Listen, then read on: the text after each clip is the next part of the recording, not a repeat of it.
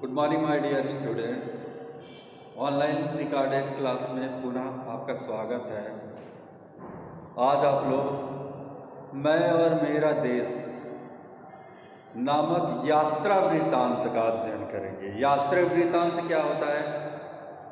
यात्रा वृत्तांत हिंदी साहित्य में ये एक विधा है। विधा मतलब प्रकार। यात्रा धन वृत्तांत। मैंने बहुत पहले आपको बताया है कि हिंदी एक ऐसी भाषा है और संस्कृत एक ऐसी भाषा है, इसका अगर कोई भी शब्द आपको समझ में नहीं आता है तो उस शब्द को लिख लीजिए। लिखने के बाद उसको छोटे छोटे छोटे छोटे टुकड़ों में विभाजित कीजिए। उसके बाद सब धीरे धीरे धीरे पढ़िए, उसका अर्थ समझ में आ जाएगा। जैसे यात्रा वृत्तांत, तो यात्रा वृत्तांत मतलब क्या होगा? यात्रा धन वृत्तांत। वृत्तांत तो यात्रा में हम वृत्तांत कर रहे हैं। क्या कर रहे हैं? वृत्तांत कर रहे हैं। तो वृत्तांत क्या होता है? वृ मतलब किसी भी यात्रा का वर्णन, यात्रा का वर्णन ही यात्रा वृत्तांत होता है। यात्रा में कौन कौन सी वृत्तांत हुए, कौन कौन सी घटनाएं हुई। घटनाएं मतलब क्या क्या चीज़ें हुई।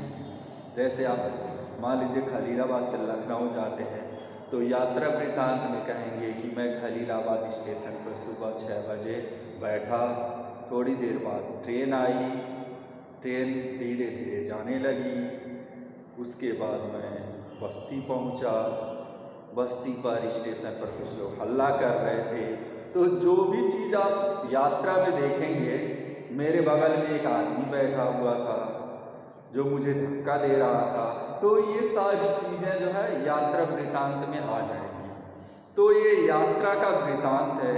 यात्रा में जो जो चीज़ें घटती हैं, जो जो चीज़ें होती हैं, उसी को यात्रा वृत्तांत कहते हैं। तो इस कहानी में आप देखेंगे कि भारत के एक महात्मा जापान भ्रमण के लिए जाते हैं। तो जापान भ्रमण में जब वो जापान पहुंचते हैं तो घूमते घूमते एक दिन वो एक स्टेशन पर पहुंचते हैं, तो वहाँ पर उनको फल नहीं मिलता है। तो एकाएक वो अपने साथी से कहते हैं कि ऐसा लगता है कि जापान में अच्छे फल नहीं होते। तो वहीं पर एक जापान का नवयुवक खड़ा रहता है। वो कहता है कि आप थोड़ी देर रुकिए, और वो स्टेशन से बाहर जाता है और एक टोकरी फल खरीद के लाके उनको उनके हाथ में देता है और कहता है कि आप अपने देश जाकर के ये मत कहिएगा कि जापान में अच्छे फल नहीं होते हैं, नहीं तो मेरे देश की बेइज्जती होगी। दूसरा, वह लड़का जो है अच्छा कार्य करके अपने देश के सम्मान को आगे बढ़ाता है। दूसरी घटना ऐसे ही एक लाइब्रेरी की घटती है। उस लाइब्रेरी में एक देश का युवक जाता है, तो वो एक बहुत ही कीमती पुस्तक रहती है, वो उसका एक पेज और कुछ चित्र चुरा लेता है। बाद में पुलिस लाइब्रेरी में जो उसका लाइब्रेरियन रहता है, लाइब्रेरी का जो अध्यक्ष रहता है, वो जांच करता है तो पुस्तक में कमी पाता कि कोई चित्र चुराया है, तो पुलिस से बताता है। पुलिस उस छात्र को पकड़ती है, पुनः लाइब्रेरी के बाहर लिखकर बोर्ड पे टांग दिया जाता है कि उस देश के किसी भी व्यक्ति को इस लाइब्रेरी में प्रवेश करना वर्जित है। तो अकेले गलत काम करके अपने पूरे देश का सम्मान को ठेस पहुंचाता है।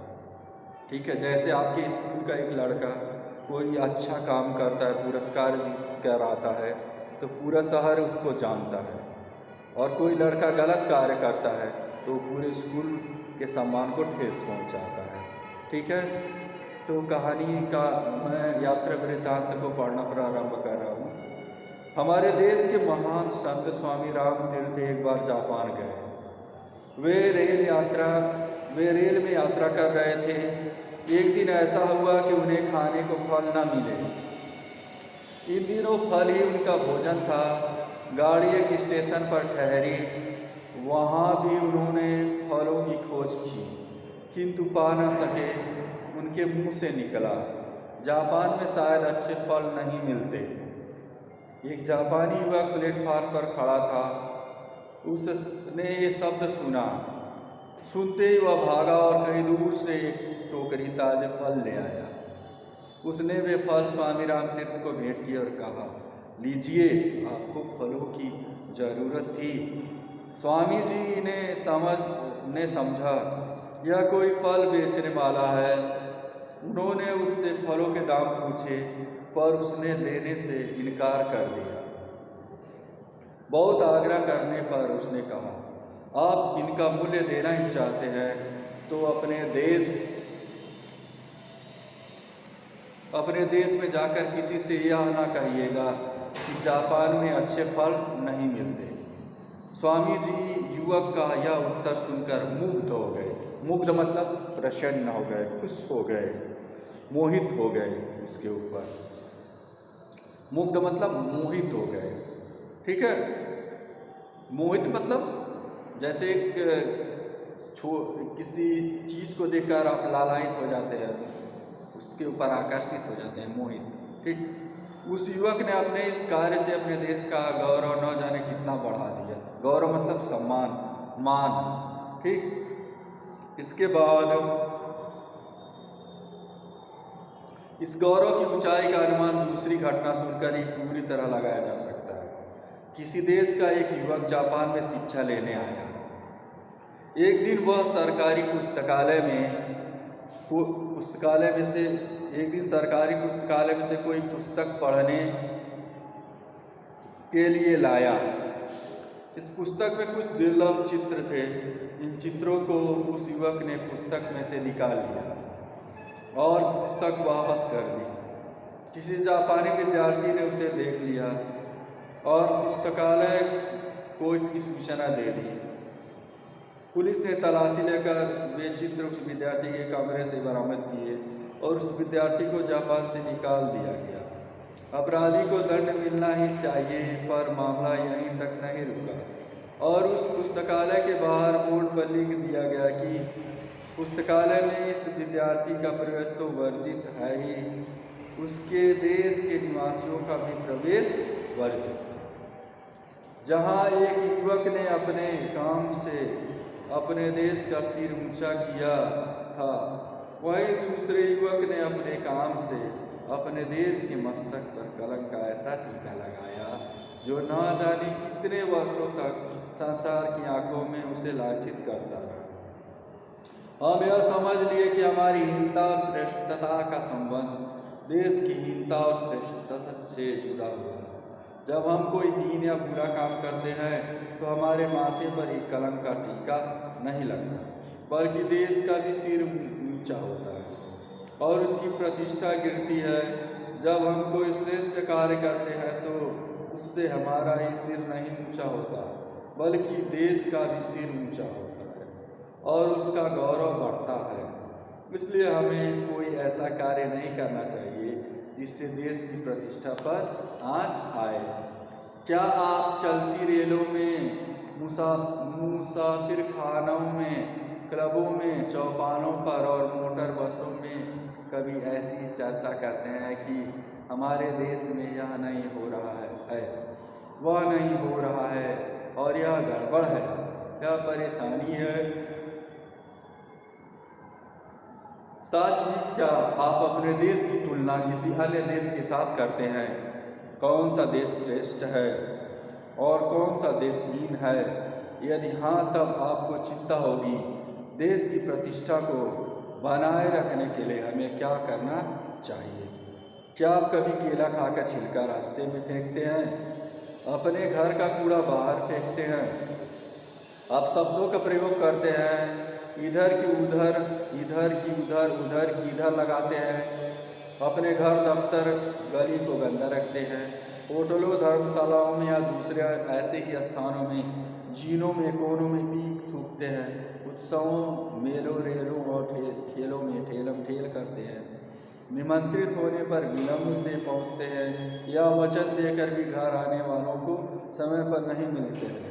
इसी तरह शिष्ट व्यवहार के विपरीत आचरण करते हैं। यदि आपका उत्तर नहीं है तो आपके द्वारा देश का सम्मान बढ़ेगा और संस्कृति भी सुरक्षित रहेगी। कन्हैयालाल मिश्र, प्रभाकर। तो इस कहानी में आप लोगों को बहुत ही मोरल चीज़ें बताई गई हैं। जैसे इसमें ये बताया गया है कि हम एक अच्छा कार्य करते हैं तो उसका जो प्रभाव है हमारे देश के सम्मान तक पहुंचता है। जैसे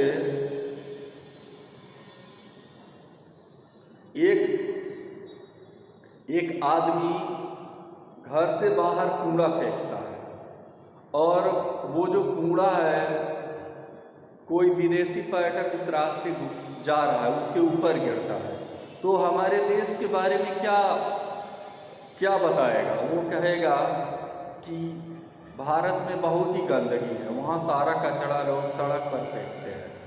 तो इस पाठ में ये बताया गया है कि हम अपने अच्छे कर्मों से अपना ही सम्मान नहीं बढ़ाते हैं, अपने देश का सम्मान बढ़ाते हैं।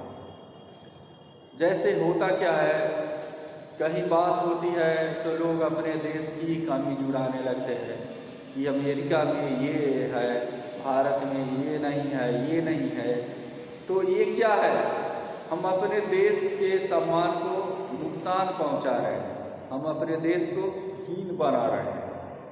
तो इस पाठ में पहले उदाहरण में आप लोगों ने देखा कि किस प्रकार से एक लड़का अपने देश के सम्मान को, अपने देश के मान को बढ़ाने के लिए स्वामी जी से किस प्रकार पेश आता है। दूसरी कहानी में आप लोगों ने देखा कि जो दूसरा छात्र जापान में पढ़ने आता है और लाइब्रेरी में से पुस्तक चुरा करके ले जाता है, वो किस प्रकार से अपने देश के मान सम्मान को नुकसान पहुंचाता है। और अंतिम में कुछ जो सबसे महत्वपूर्ण चीज़ें इस पाठ में बताई गई हैं वो आपको और सबको, हम सबको समझने की इसमें बात है। लिखा है, इस चीज़ को ध्यान से पढ़िए। हम यह समझ लें कि हमारी हीनता और श्रेष्ठता का संबंध देश की हीनता और श्रेष्ठता से, मतलब अगर कोई हम अच्छा काम करते हैं तो उसका मतलब जो है देश की हीनता और श्रेष्ठता से जुड़ेगा। जब हम कोई हीन या बुरा काम करते हैं तो हमारे माथे पर कलंक का टीका नहीं लगता, बल्कि देश का सिर नीचा होता है और उसकी प्रतिष्ठा गिरती है। जब हम कोई श्रेष्ठ कार्य करते हैं तो उससे हमारा ही सिर नहीं ऊंचा होता, बल्कि देश का भी सिर ऊंचा होता है और उसका गौरव बढ़ता है। इसलिए हमें कोई ऐसा कार्य नहीं करना चाहिए जिससे देश की प्रतिष्ठा पर आँच आए।